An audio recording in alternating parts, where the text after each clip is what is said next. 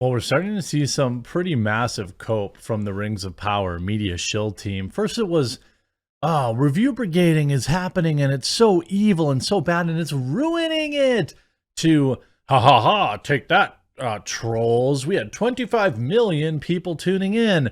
Ha ha ha ha. Reviews are pointless. To, Amazon locks reviews because too many people are leaving negative reviews for 72 hours, except it wasn't 72 hours, that they actually locked the reviews for well over nearly a week.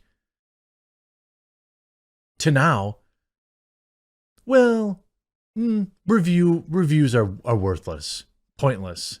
Really, Amazon? Then why are you still continuing to curate every single review that's coming in, massaging the numbers to keep your score as high as reasonable? Well, I'm going to tell you why after a quick word from important channel sponsor, Meta PCs. Huge shout out to this video sponsor, Meta PCs. Look, you've been around, you know that I've been talking about Meta PCs for a very long time. In fact, it's the primary computer I use. But it's not just because they're a sponsor. It's for so many more reasons. They have fully customizable, configurable PCs and all the hardest to find parts in stock and ready to go. They also have ready to ship PCs ready for you today.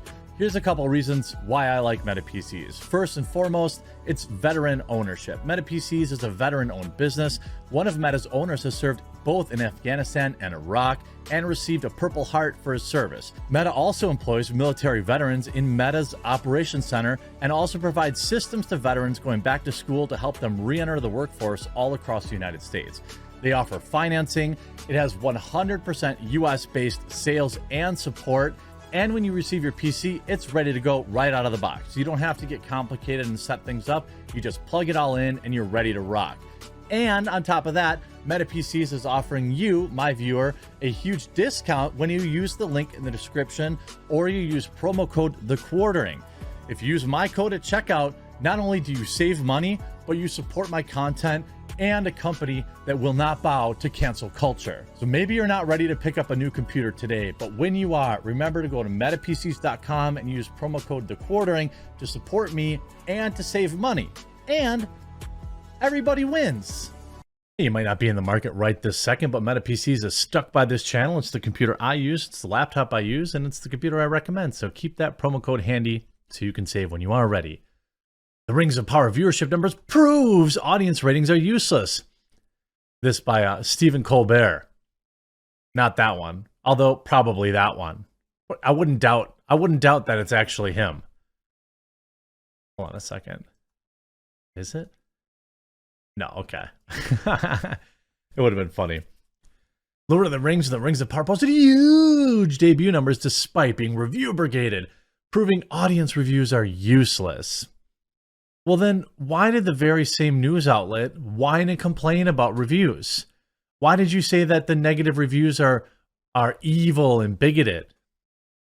I thought they didn't matter. Lord of the Rings, Rings of Power boasted huge debut viewership numbers despite being review brigaded. By the way, first and foremost, okay, the debut was when people started to review it. So regardless of the negative reviews that were happening, it would not have affected the debut numbers. If I couldn't review it until I saw the debut, then how could I have written a review that would have stopped anyone from watching the debut? Does that work? Of course it doesn't work. While critic reviews sometimes impact the success of a movie or show, does it? I don't think it does. Audience reviews are regularly weaponized, proving just how broken audience reviews are. After garnering mostly positive reviews from critics, The Rings of Power saw a massive influx of negative audience reviews on Rotten Tomatoes and other platforms. To combat the issue, Amazon even suspended its own audience review system, holding back reviews from the premiere episode to ensure only credible reviews get posted. Well, yeah, I mean, it's only credible if you say that the show, you could say 10 out of 10, neat, that's credible. If you say 1 out of 10, crap, that gets held. I mean, is anyone shocked or surprised about that? I've seen hundreds of you who have sent me your reviews that were canceled or rejected. Only one of them I thought was a little like, a little aggro, so maybe they bounced it, but the rest of them were pretty tame. Despite the review getting in backlash from a small audience segment. Which is it? I thought we were ruining everything. I thought that the trolls were ruining, and then they had to trot out Elijah Wood to come out and say, ooh, people are saying mean words about a castmate on a show that I'm not involved with. I stand with them in solidarity. Consume.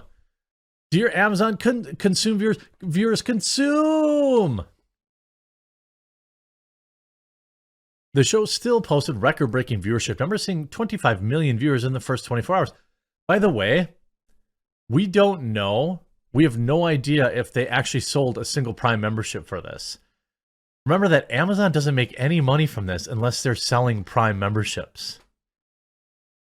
According to Amazon, it's the biggest premiere for any show on Amazon. Big whoop! You spend $1 billion on it.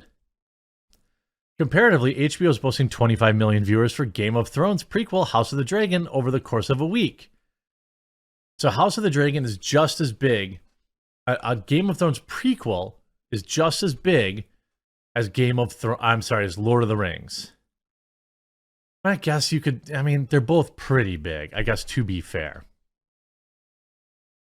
When it comes to audience review data, it's easy to submit a bad review without even watching the show. And it's also easy to submit a good review without ever watching the show.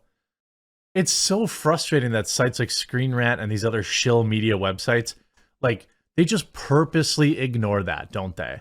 They're just like, well, you have to, it's only easy to review, to submit negative troll reviews. It's actually quite difficult to submit 10 out of 10s, even though on IMDb, the 10 out of 10s vastly outnumber the 1 out of 10s, and the show is neither. Okay? Any idiot knows that this show is not a 10 out of 10, and to be fair, it's not a 1 out of 10 either. I will listen to your arguments for a 2 out of 10, but I'm not hearing anything. I don't want to hear a single argument from anyone who's saying the show is a 10 out of 10. It's just objectively not true. There are certain ways to improve rating systems, although attempts to add credibility to user systems also can make them more of a target for bad faith actors. Oh, you mean people that actually watched it and still didn't like it?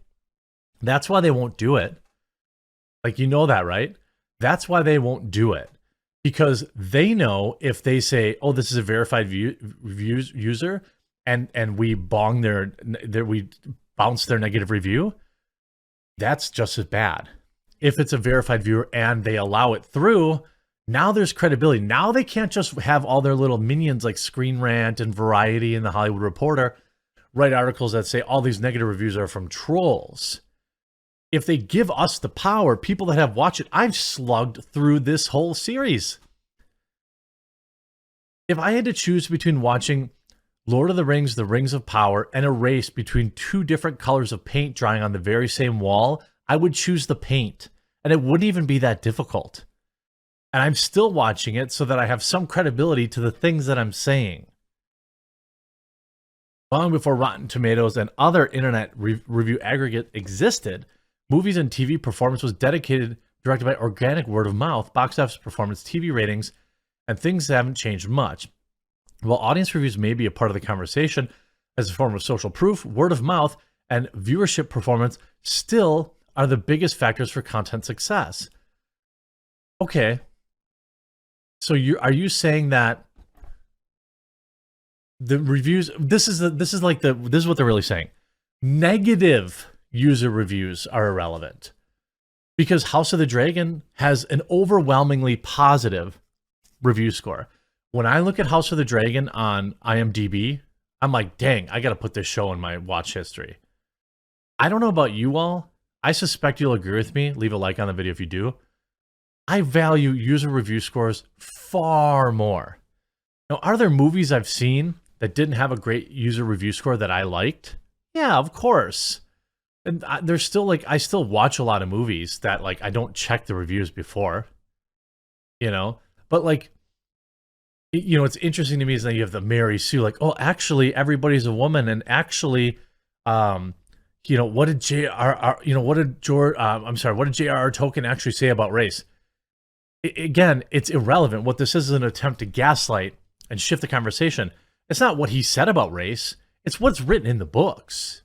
Like, we know what he said about race in the books. We know how it's supposed to look. And look, again, I'm telling you, I'm saying again from the rooftops that the idea that people, that